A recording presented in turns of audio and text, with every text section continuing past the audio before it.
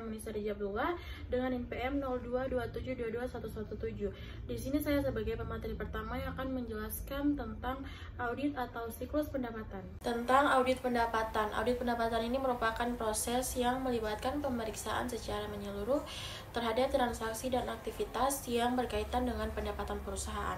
Siklus pendapatan meliputi beberapa tahap, yaitu penjualan, pengiriman barang atau jasa, faktur, penerimaan pembayaran, dan pencatatan pendapatan. Dalam audit pendapatan, auditor juga akan mengevaluasi kepatuhan terhadap kebijakan dan prosedur perusahaan, validitas transaksi, pemisahan tugas yang adekuat, serta pencatatan dan pengungkapan yang akurat dalam laporan keuangan. Sifat siklus pendapatan. Aktivitas-aktivitas yang berkaitan dengan pertukaran barang dan jasa dengan pelanggan dan penagihan pembentuk pendapatan dalam bentuk kas. Kelompok transaksi yang termasuk dalam siklus pendapatan. 1. Penjualan kredit, penjualan yang dilakukan dengan hutang. 2. Penerimaan kas, penagihan piutang dan penjualan tunai. 3. Penyesuaian penjualan, potongan, retur, dan pengurangan serta piutang tak tertagih. Tujuan audit untuk siklus pendapatan berkaitan dengan memperoleh bukti yang kompeten dan mencakupi tentang setiap asersi laporan keuangan yang signifikan menyangkut saldo dan transaksi siklus pendapatan. Pemahaman mengenai bisnis klien dalam mengembangkan strategi audit. Auditor mengembangkan strategi audit berdasarkan risiko salah saji yang material. Langkah pertama dalam menilai risiko itu adalah memperoleh pemahaman tentang bisnis dan industri klien, karena hal tersebut juga dapat membantu auditor dalam 1. Mengembangkan ekspektasi tentang total pendapatan dengan memahami kapasitas klien, pasar, dan pelangganan klien. 2. Mengembangkan ekspektasi tentang margin kotor dan memahami pasar dan keunggulan kompetitif klien di pasar. 3. Mengembangkan ekspektasi tentang piutang bersih berdasarkan periode penagihan rata-rata untuk klien dan industri. Transaksi penjualan kredit. Dokumen dan catatan umum. Sejumlah dokumen dan catatan yang digunakan perusahaan besar dalam proses transaksi penjualan kredit seringkali mencakup hal-hal berikut. 1. Pesanan pelangganan. 2. Pesanan penjualan. 3. Dokumen pengiriman. 4. Faktur penjualan. 5. Daftar harga yang diotorisasi. 6. File transaksi penjualan. 7. Jurnal penjualan. 8. File induk pelangganan. 9. File induk piutang usaha. 10. Laporan bulanan. Menilai risiko pengendalian. Auditor harus memperoleh pemahaman atas siklus penjualan yang mencakupi untuk merencanakan audit, yaitu auditor perlu mempunyai pemahaman yang cukup untuk dapat 1. Mengidentifikasi jenis salah saji yang potensial. 2. Mempertimbangkan faktor-faktor yang mempengaruhi risiko salah saji yang material. 3. Merancang pengujian substantif. Jika auditor berencana untuk menilai risiko pengendalian yang rendah atas sebuah asersi, maka sangat penting baginya untuk memperoleh pemahaman mengenai prosedur pengendalian untuk asersi tersebut. Hal yang biasa dilakukan auditor jika menilai risiko pengendalian pada tingkat terendah untuk asersi siklus pendapatan.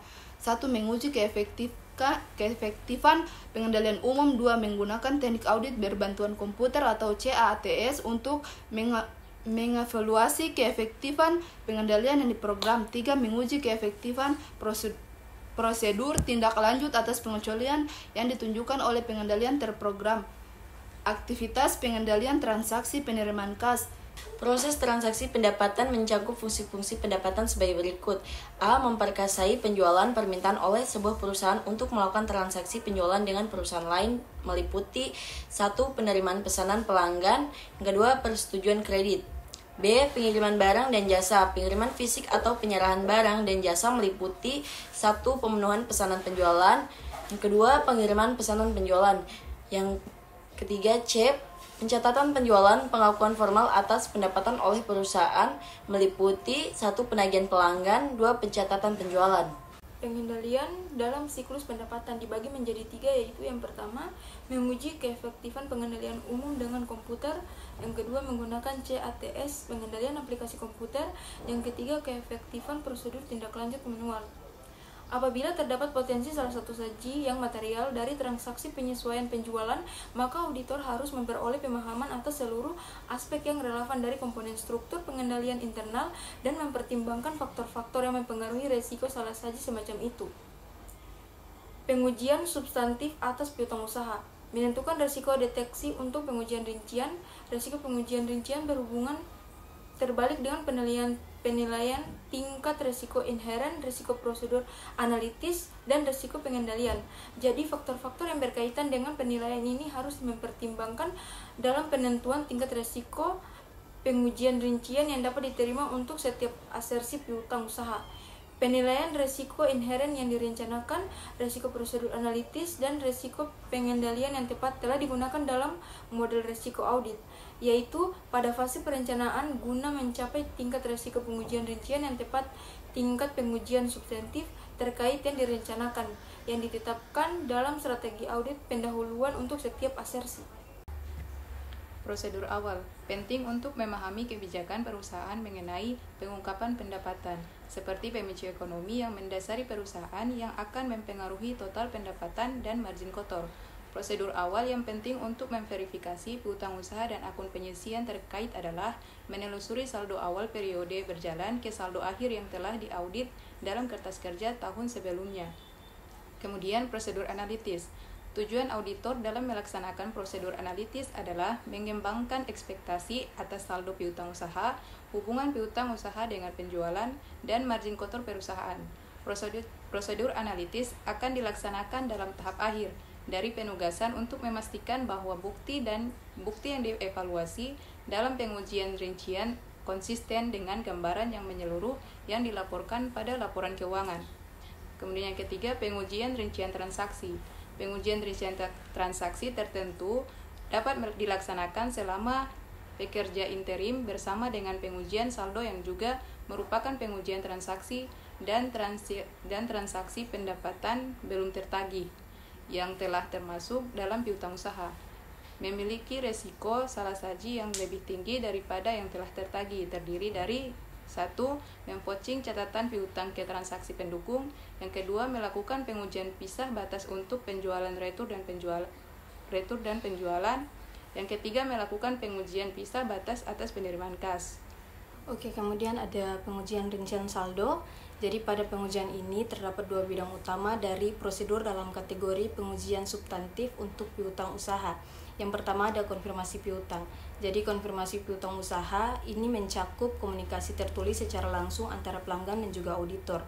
Nah, pertimbangan yang relevan ini dalam melakukan pengujian substantif adalah sebagai berikut. Yang pertama yaitu prosedur audit yang berlaku umum, kemudian formulir konfirmasi.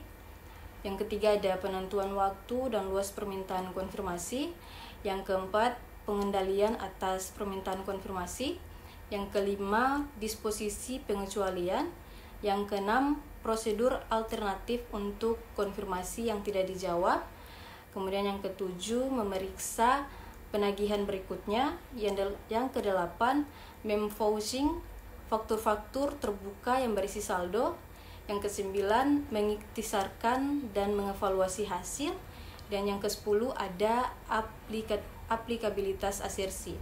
Kemudian yang kedua yaitu mengevaluasi kelayakan penyisihan piutang tak tertagih.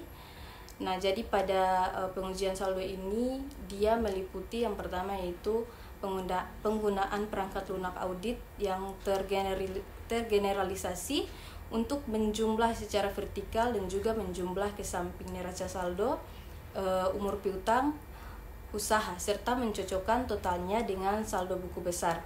Kemudian yang kedua yaitu pengujian penentuan umur atas jumlah-jumlah yang kemudian tercantum pada kategori umum dalam neraca saldo. Yang ketiga, pertimbangan bukti yang berkaitan dengan ketertagihan jumlah yang telah jatuh tempo. Yang keempat, penilaian kelayakan persentase yang digunakan untuk menghitung komponen penyisihan yang diperlukan pada setiap kategori umum dan kelayakan penyisihan secara keseluruhan.